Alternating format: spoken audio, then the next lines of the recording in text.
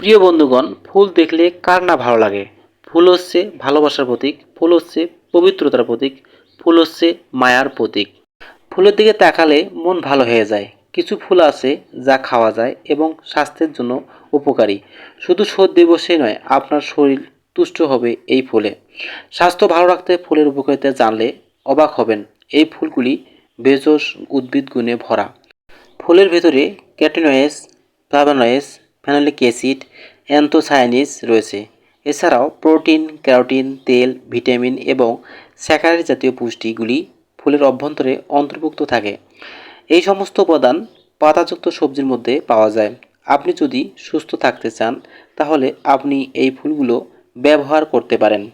ফুল কি কি ক্ষেত্রে ব্যবহার করা হয়?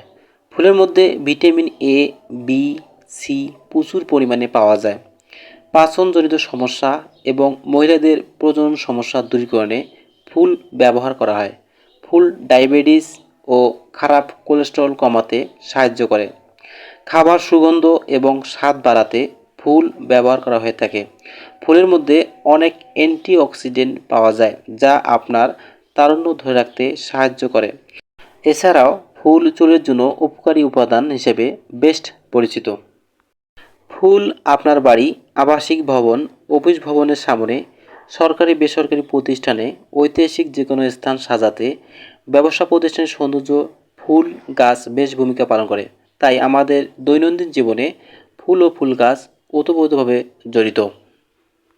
আমরা বেশি বেশি ফুল সম্পর্কে জানব এবং এই ফুলের উপকারিতা সম্পর্কে অন্যকেও জানানোর চেষ্টা করব। তো বন্ধুগণ, এই ভিডিওটি যদি আপনাদের ভালো লাগে এবং আপনার উপকারে আসে, অবশ্যই লাইক, কমেন্ট, শেয়ার চাই এবং সাবস্ক্রাইব করতে ভুলবেন না। তো বন্ধুগণ, ভালো থাকবেন, সুস্থ থাকবেন। আবারও কোনো একটি ভিডিও নিয়ে আপনাদের সামনে হাজির হব। তো এখানে শেষ করতেছি। আল্লাহ হাফেজ।